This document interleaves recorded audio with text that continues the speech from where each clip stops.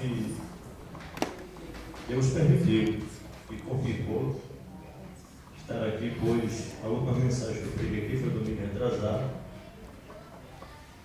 E creio eu que os irmãos devem ter lembrado uma boa parte do que falei. Eu sei que eu citei e recitei por várias vezes que eu conheço Jesus. Aleluia a Deus. Então preste atenção no que eu vou dizer. Na segunda-feira de manhã eu estava descendo aqui para Deus e saiu da rua Corim uma mulher no carro e entrou na minha frente. Eu desviei dela, mas não consegui desviar do cara que parou no farol perfeito e deu uma pancada muito forte que me custou R$ 1.250, dinheiro que daria para fazer um bocado de coisa.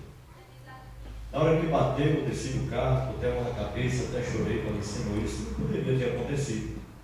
Mas aí me veio a mensagem de domingo: você conhece, você me conhece.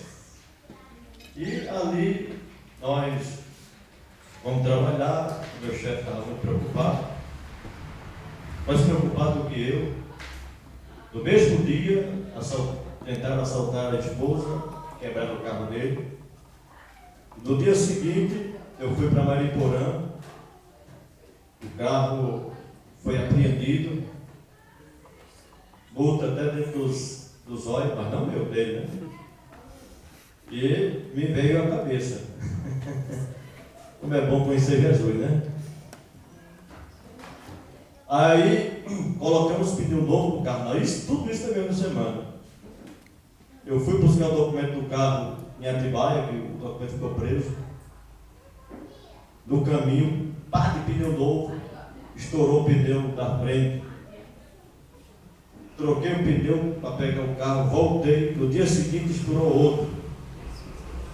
Eu falei, mas meu Jesus do céu, que coisa é essa? Tudo isso porque eu coloquei um propósito no coração de todo este mês estar jejuando, ou pelo menos 15 dias de jejum, direto. E eu descobri, fiquei certo de que quando o crente, irmãos, começa a colocar a vida no altar, principalmente jejuar, por isso que os crentes não gostam de jejuar, porque jejuou, aparece alguma coisa. Mas eu louvo a Deus porque o Senhor colocou a sua mão, e vou repetir novamente, alto e bom som, é bom conhecer Jesus. Aleluia, glória a Deus. Porque o que Deus fez, eu não vou dizer porque vai tomar tempo, mas só para os irmãos terem uma ideia, foi muito maior do que eu imaginava que fosse. Aleluia a Deus. Então é bom conhecer Deus. Isaías capítulo 44. Não vou mais falar de Asaf porque já foi falado tudo. Mas parabéns para os irmãos, para o grupo. Obrigado, pastor Marco, pela oportunidade. Daniel que nos convidou. E eu sei que os irmãos estão dispostos a ouvir aqui uma palavra, um pouquinho ainda, do que Deus já falou tanto nesse culto. Aleluia, Deus. Mas eu quero ler aqui na tradução atualizada, que diz assim o texto: porque despejarei água sobre o sedento e torrentes sobre a terra seca. Derramarei do meu espírito sobre a tua posteridade, e a minha bênção é sobre a tua descendência. Ler esse texto é podermos entender que o profeta é dirigido exclusivamente à nação de Israel, não à igreja.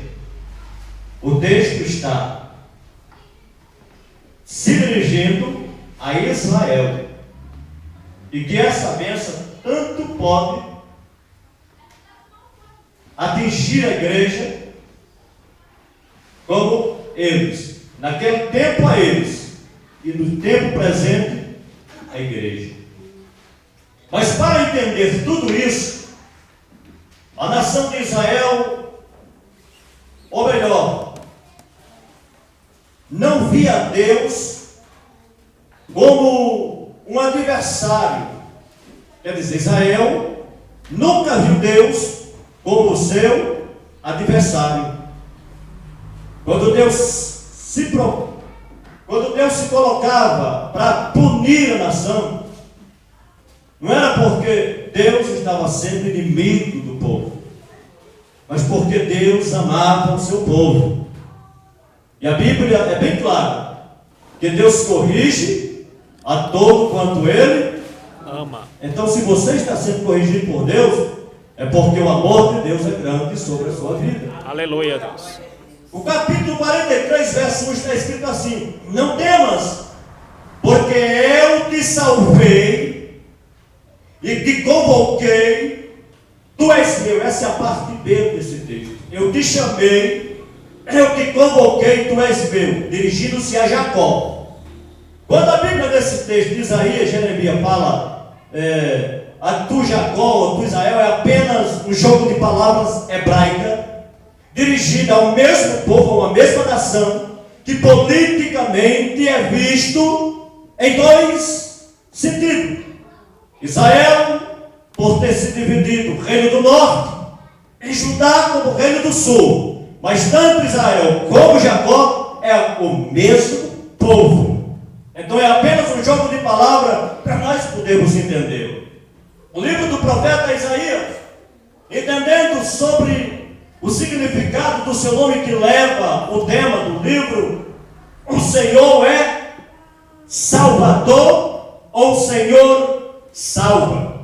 O profeta Isaías, ele era filho do rei Amós, que era o filho mais moço de Joás, e que levou uma vantagem na vida maravilhosa. Era casada com uma mulher profetiza, e com esta mulher ele teve 2 filhos, e no capítulo 7 a Bíblia vai mostrar o nome dele. Olha aí, versículo 3.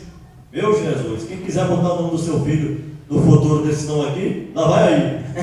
Seá-Jazub, que significa remanescente voltará, né? E o nome do filho mais moço, olha aí outro nome aí, maravilhoso, fica à vontade, Maher-Salal Hasbaz, que significa rápido e veloz. O texto que nós lemos e todo o livro mostra-nos Deus como o Redentor. Mas o texto aqui escolhido para a festividade dá um tema para todo o percurso da leitura. Só Deus resgata em Israel. E ai da igreja, se não fosse Deus. Então eu entendo que, de acordo com a história, Isaías era também contemporâneo do profeta Miqueias e do profeta Oséias, os quais advertiram categoricamente ao rei Acais buscar, ou melhor, a não buscar ajuda da Síria, que era inimigo presente e bem ao lado de Israel, contra o seu povo. Mas ele assim não deu ouvido.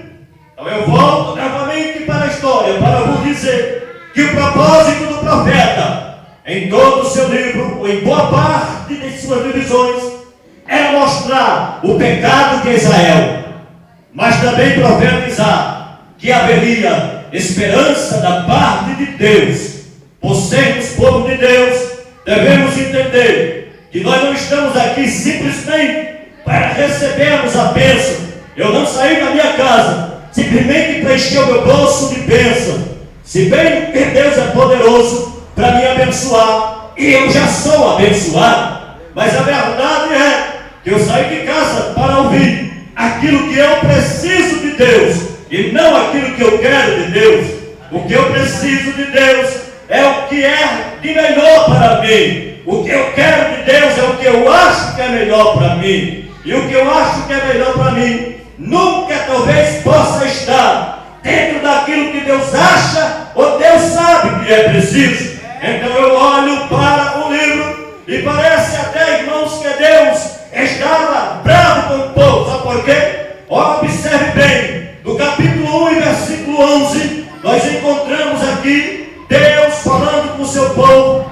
Parece até que Deus está ameaçando o povo, chamando-vos a atenção deles a se voltarem contra Ele para o adorar de verdade, na beleza da sua santidade. No capítulo 1, versículo 12 a 17, Deus volta novamente por intermédio do profeta e começa a cobrar do povo, dizendo que não está satisfeito com os sacrifícios oferecidos, com o jejum que eles estavam oferecendo, com o tipo de culto que eles estavam apresentando.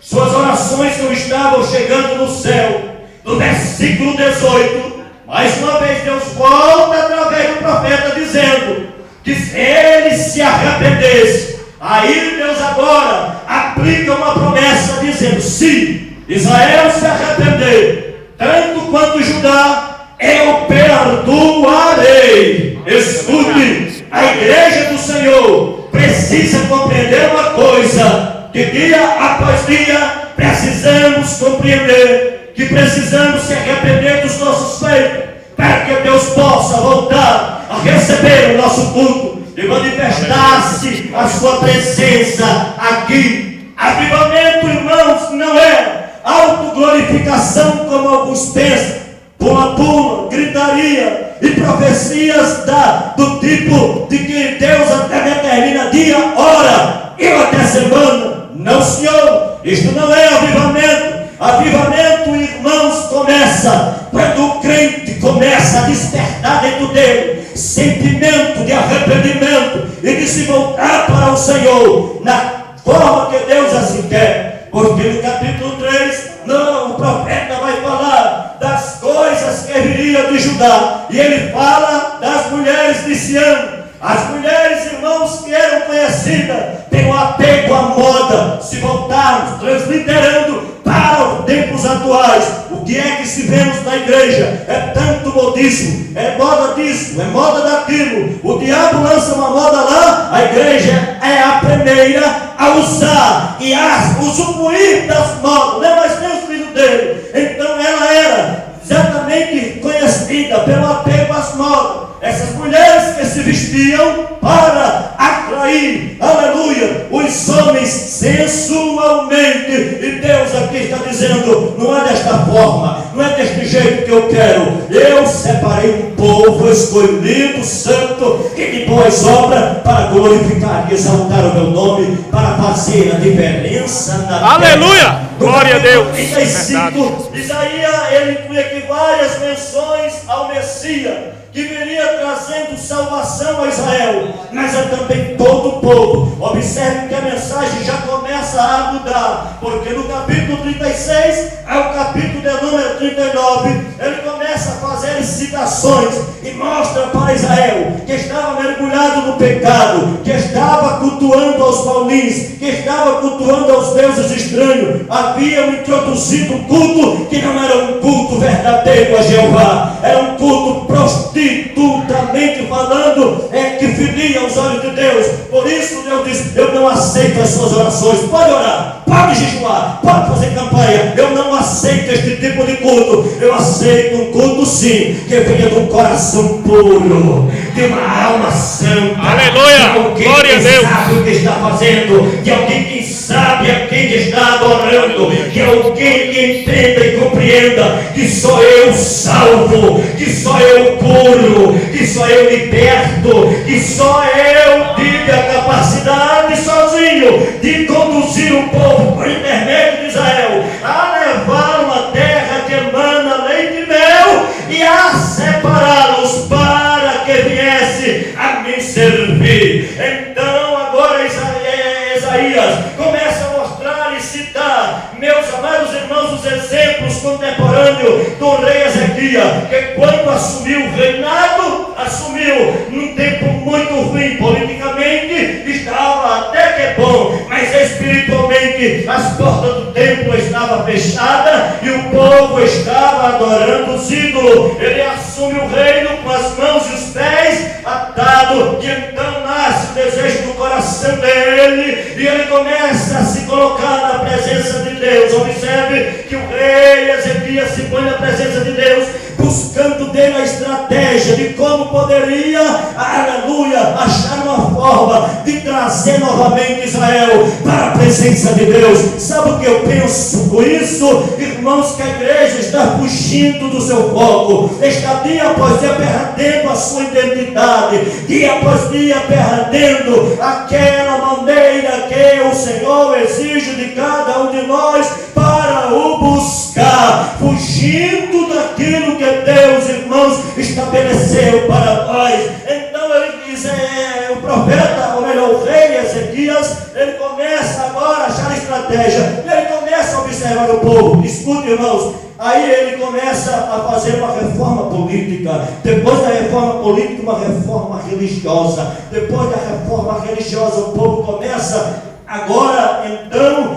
começar a criar confiança nele. E a Bíblia, então, coloca este homem, aleluia, no lugar de destaque. Um homem que buscou a Deus, um homem que adorou a Deus, um homem que na hora da dificuldade sabia o caminho aonde ele podia encontrar o seu Deus. Por isso que no capítulo 37 do livro do profeta Isaías, nós encontramos então este homem, o mesmo profeta Isaías, mandado por Deus, dizendo: põe a casa em ordem, porque eu vou matar você. Em outras palavras, vou matar você. Então agora este homem se joga para a parede e começa a orar, e dizendo: Deus, tu lembra como eu peguei o reino? Deus, tu sabe como a forma que estava. Deus, eu me propus a orar e a te buscar, Senhor.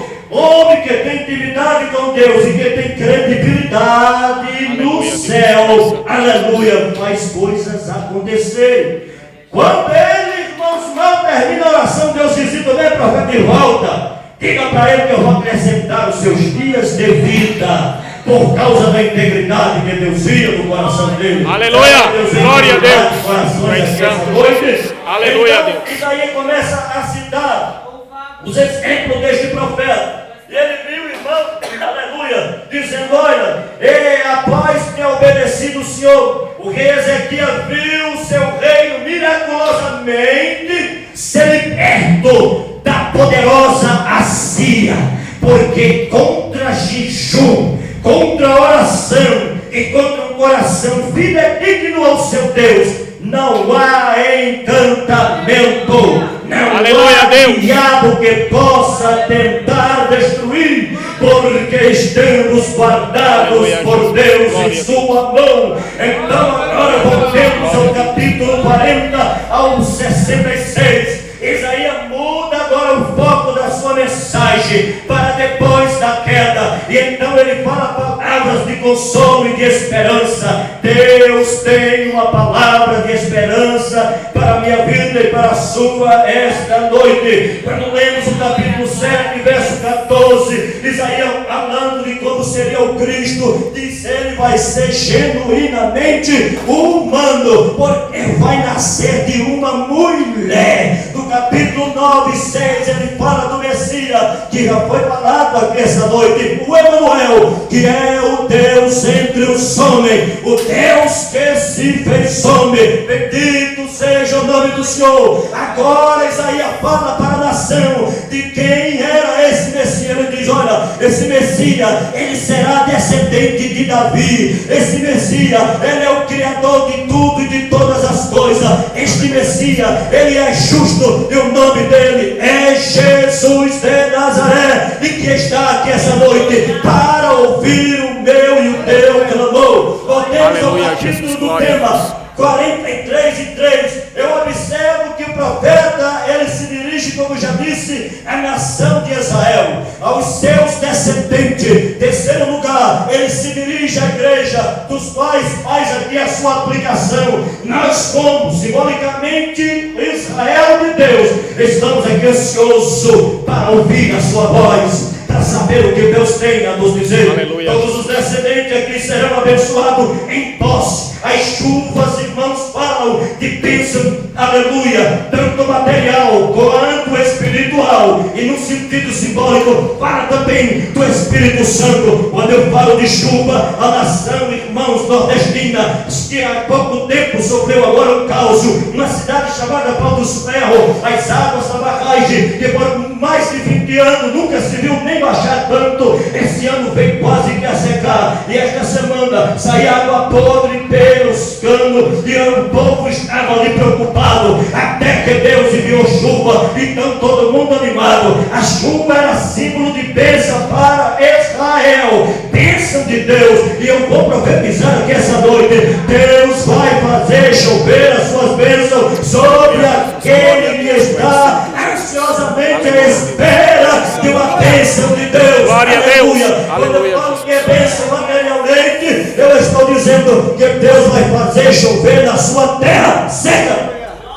Aleluia! Glória a Deus! Quando falo do Espírito Santo de Deus, então eu devo dizer que há uma promessa de Deus para a Israel e para a igreja. O que é que eu vejo aqui no texto? Eu vejo uma promessa. Eu consigo ver aqui, irmãos, pelo menos dois tipos de terra: a terra seca e a terra sedente. E eu pergunto para você: que tipo de terra é o seu coração essa noite? Que tipo de crente você é essa noite? O crente seco ou o crente sedento?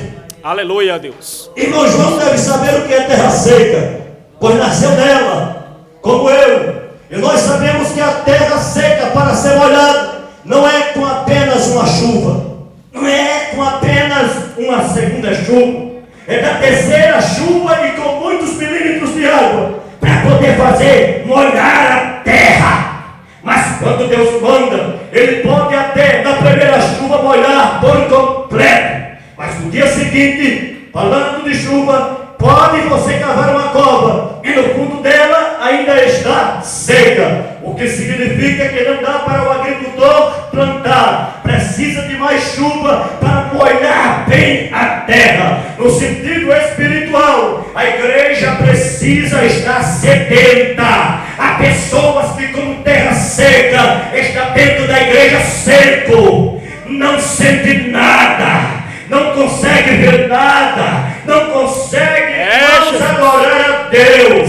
Não é apenas um missionário ou um profeta, não é nada que consiga fazer ele sentir, mas sempre, aleluia, que ele se propôs a estar sedento da presença de Deus. Deus pode derramar chuva sobre ele. Então, no primeiro, ele vai transformar a terra seca em tanques de água. Aleluia! A promessa de Deus àquele povo: Ele vai transformar esta terra seca em água, transliterando para nós. Ele vai pegar esse crente bem seco, seco espiritualmente, e vai fazê-lo em tanques de água. E quando eu falo de água, eu falo de vida.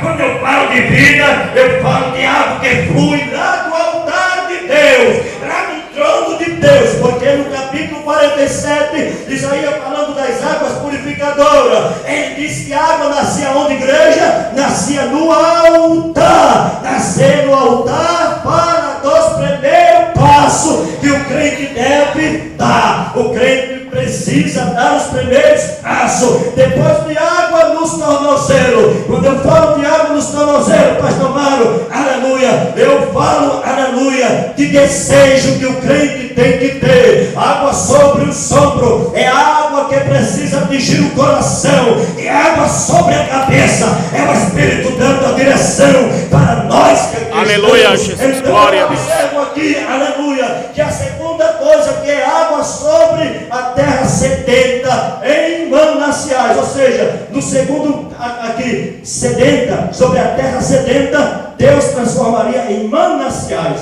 Então, quando eu falo de água, eu falo todas estas coisas para a glória e louvor do nome do Senhor. Mas tem uma coisa interessante, é que no sentido espiritual, voltemos ao texto para entender. Deus dizendo: porque eu derramarei água sobre o sedento, o rio sobre a terra. Israel estava seco da presença de Deus.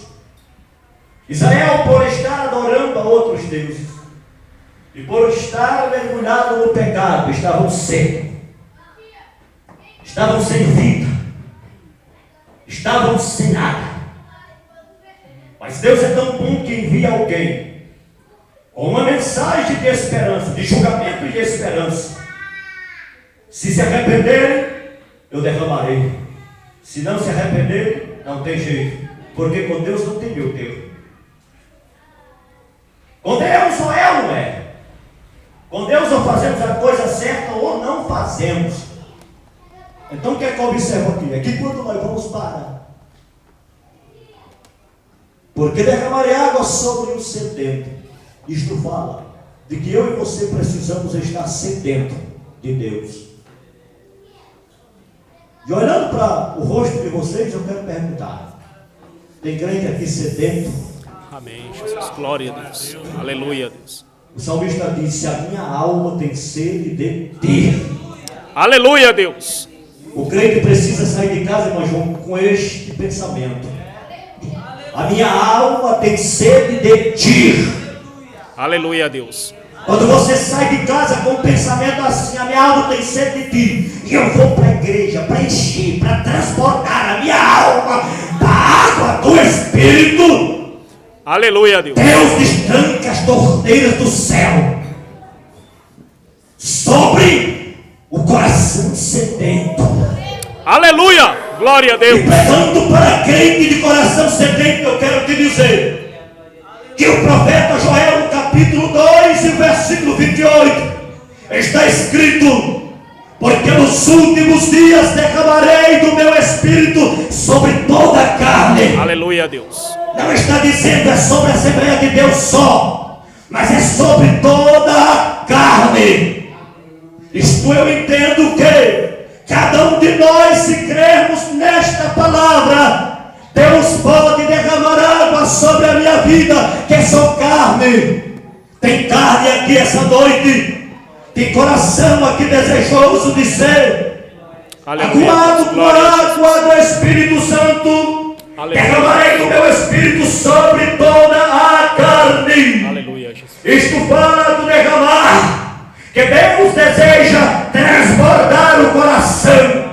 No capítulo de número 24 de Lucas, Jesus vem e confirma a mesma palavra do profeta Joel, quando diz: ficai, porém, na cidade, até que do alto derramarei do meu Espírito. Aleluia!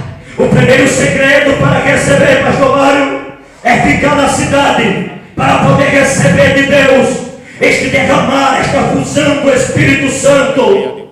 De repente, no Atos dos Apóstolos, capítulo 2 e 2, nós vamos ver logo na primeira expressão: de repente veio do céu, porque tudo que vem do céu é superior do que o que está na terra. Aleluia. Tudo que vem do céu é maior do que o que está na terra. Tudo que vem de cima é maior. E o grande, o maior, está aqui essa noite dizendo: eu quero derramar água sobre a tua vida. Aleluia. Eu quero derramar água sobre a tua vida. Aleluia. Segunda expressão: foi vista por eles línguas repartidas de fogo, que recebeu o batismo com o Espírito Santo aqui. Aleluia. Sabe do que é que eu estou falando? Terceira expressão: e todos foram cheios do Espírito. Agora que cumpre cabalmente todas as profecias a respeito do derramado Espírito Santo de Deus. Agora, meus amados irmãos, eu vou encerrar dizendo que aqui, aleluia, Israel e Judá é comparado à terra seca. A terra seca, como já disse, fala de incredulidade no sentido espiritual, fala de desesperança, fala de descompromisso. Escute bem: um crente de terra seca, ele é incrédulo, ele não crê, ele não acredita. Um crente de terra seca, ele não tem esperança, ele não tem compromisso. É o tipo da pessoa, aleluia, que não quer mudar de vida. É aquele tipo de pessoa que está dentro da igreja,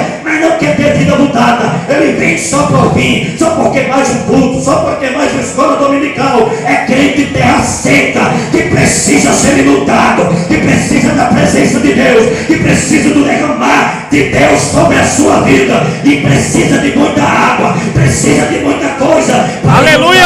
Glória a Deus! Para que ele possa ser molhado. Louvado seja Deus. Está sempre desanimado. Ele, aleluia, fala, irmãos, também de crente egocêntrico. É tanto crente egoísta dentro da igreja. Eu não é, só pensa nele, não pensa nos outros. É aquela coisa que fala de crente orgulhoso. Aquele crente, irmãos, de nariz empinado. Jesus precisa derrubar, tirar do pedestal e mostrar quem é o grande, quem é o maior, quem é o poderoso, quem é que pode, quem é que fala, quem é que faz, quem é que reverte, quem é que dá a mensagem, quem é que dá a inspiração, como é que ele trabalha, como é que ele não trabalha, como é que Deus usa, quem é que dá as ferramentas. Tudo isso é Deus, porque há pessoas orgulhosas que acham que o que ele conseguiu por causa da sua capacidade e do seu esforço. Não, se Deus não tivesse dado força, se Deus não tivesse dado capacidade, nada do que tinha você teria, porque tudo que temos é emprestado por Deus. Eu compreendo que foi Deus que nos deu por empréstimo, e um dia Ele vai pedir conta.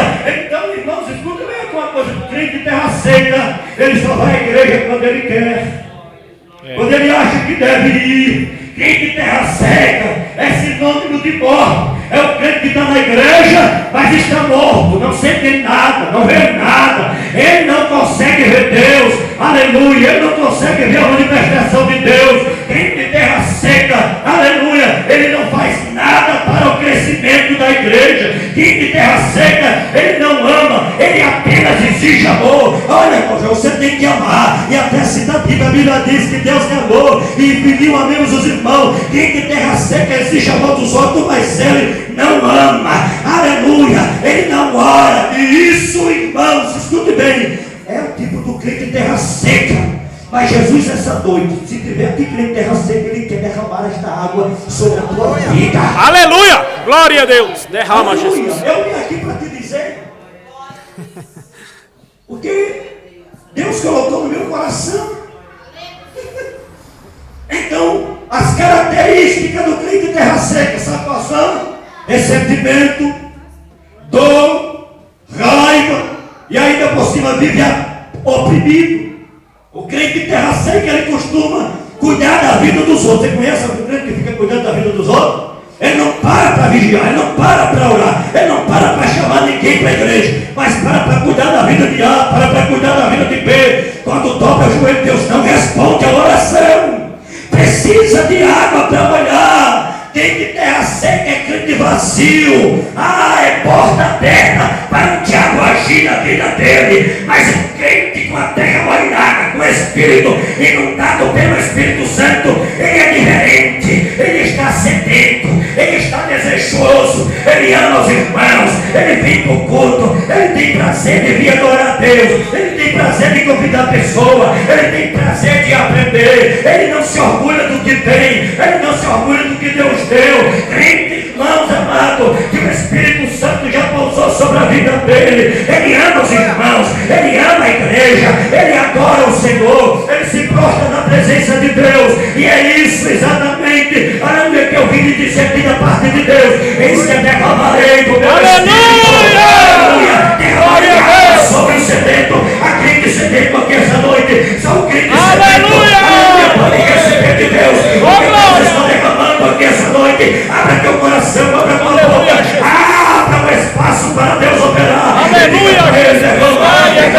derrama, vai chover na minha vida a tua graça, vai chover sobre a minha vida a alegria, vai chover sobre a minha vida o espírito de profecia, vai chover na minha vida o espírito de adoração verdadeira, vai chover, vai chover, vai chover, deixa Deus, aleluia, glória a Deus, a tua água, deixa Deus renovar, deixa Deus te curar, deixa Deus te encher, deixa Deus te levantar, deixa Deus te tomar, deixa Deus derramar, aleluia, espirituais sobre a sua vida. Crente que tem o coração sedento, ele quer ser usado na profecia, ele quer ser usado aleluia, na oração. Não é aquele crente que passa 25, 40 dias sem vir para a igreja e chega aqui e vai revelar igual a Kodak. Eu não acredito nesta palhaçada, mas crente com terra seca, ele crente com o coração sedento, ele vem todo dia ele adora, e quando aleluia, Deus, no dia que ele faz Jesus aparecer na sua vida. É por isso que Israel precisava da presença do Deus, lembrando do que Deus fez na vida dele. Aleluia, você lembra ainda do que Deus fez na vida dele? Aleluia, glória a Deus. Deus fez com você. Você lembra ainda quando Jesus te curou? Você lembra ainda quando era para você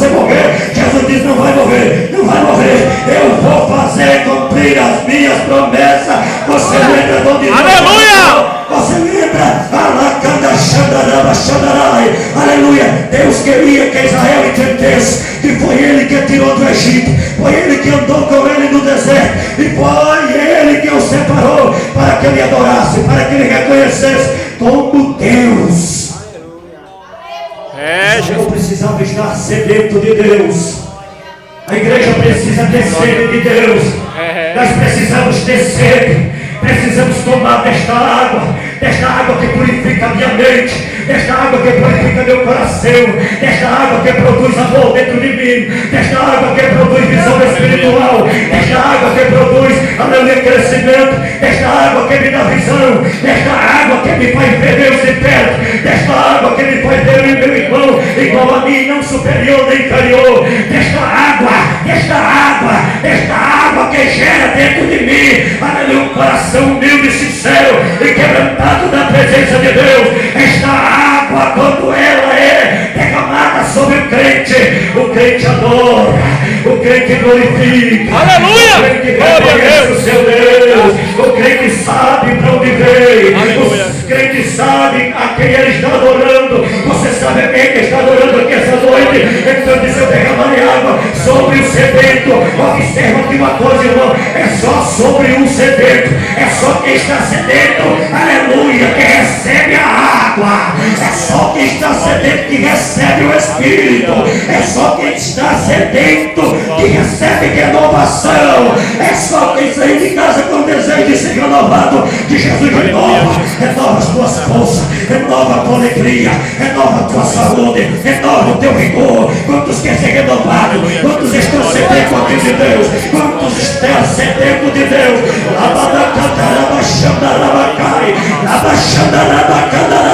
Quantos estão sedentos aqui nessa noite? Abre a boca e recebe água, caixa da calabaxandarai.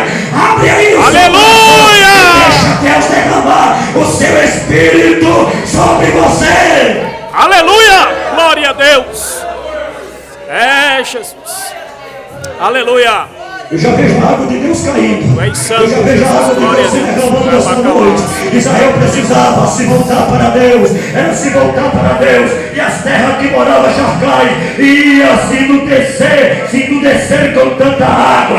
A água era o espírito de arrependimento. A água era o espírito de reconhecimento. A água iria fazer Israel entender que Deus ainda estava no meio deles. Apesar dos pecados, apesar dos intempéries, apesar das suas idolatrias, Deus ainda estava no meio dizendo: olha, meus filhos, eu sou teu Deus, eu quero ajudar, eu quero abençoar, eu quero abrir a porta, eu quero abrir o céu, eu quero derrotar seus inimigos, eu quero te dar vitória, eu quero fazer que vocês prosperem, eu quero fazer vocês crescer, eu quero fazer que vocês sejam uma nação santa, pura, abençoada e próspera. Deus estava dizendo: apesar de vocês terem se voltado para os deuses estranhos, eu ainda estou aqui dizendo: ainda tem esperança, ainda tem esperança, ainda aleluia! Glória a Deus! Não morre no crente, a esperança é Jesus está dando esperança. Aleluia! Glória a Deus! Essa noite, o que você vem buscar de Deus essa noite, Ele diz: eu sou a tua esperança. Aleluia! Glória a Deus! Aleluia, Jesus!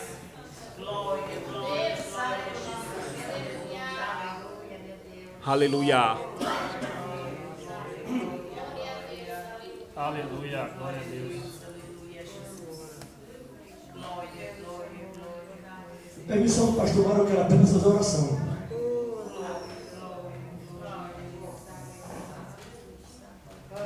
Eu queria convidar você para ficar de pé.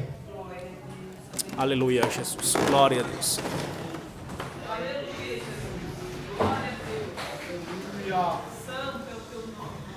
Mas eu queria te dizer uma coisa. Eu conheço o meu Jesus. Eu sei que ele aqui está. E sei que as torneiras do céu estão abertas. Aleluia, Deus. E só quem está sedento, eu quero te pedir, só quem se sente sedento essa noite, eu quero te pedir para vir aqui, na frente. Tu és fiel, Jesus. Aleluia. Mas venha com convicção e diga: Jesus, eu estou sedento, eu quero. Aleluia, Deus. Jesus pode renovar a sua vida. Jesus pode curar você por dentro. E eu vou dizer, vai acontecer um milagre. Aleluia, Jesus. Glória a Deus.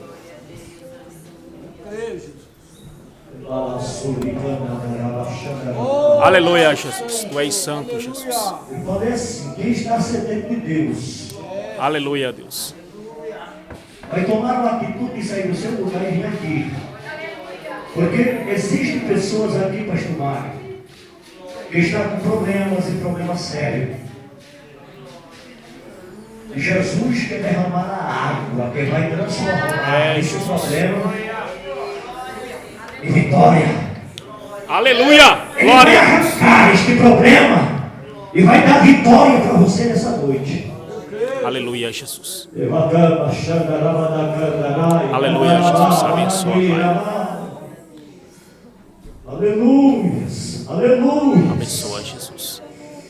Aleluia. Eu sinto a presença de Deus aqui essa noite. Aleluia, Jesus. Eu sinto Jesus tocando em pernas aqui. Eu sinto Jesus tocando aqui em estômago essa noite. Em estômago. Glória a Deus. Há uma pessoa nessa noite que sente uma forte dor no estômago. E Jesus está dizendo: eu estou tocando em seu estômago. Agora receba aí a sua cura. Aleluia, Jesus. Glória a Deus. Aleluia. Eterno Deus.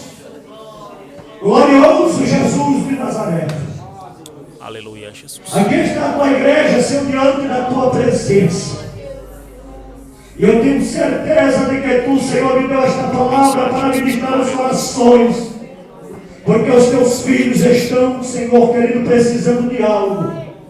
Ó Senhor querido, e os que vieram aqui, Senhor, vieram porque sente que tem sede de ti. E quer ser renovado pelo teu Espírito Santo, quer ser curado, quer ser tocado. Meu Deus, o teu espírito de enfermidade vai tocando agora, vai arrancando este caroço, vai arrancando esse cisto, vai arrancando essa dor no estômago, vai arrancando esse problema no útero, vai arrancando este problema no ovário, vai arrancando, Senhor, este problema no sangue, vai arrancando este problema nas veias, vai tocando no couro cabeludo, esta tontura, esta dor de cabeça, este demônio, Senhor, que tem oprimido. Deus querido, meu Deus, toda obra de macumba, toda obra de feitiçaria, eu repreendo agora todo mal, em nome de Jesus Cristo. Declara o teu poder esta noite, vai queimando agora todo mal, vai arrebentando, Senhor, os portões do inferno.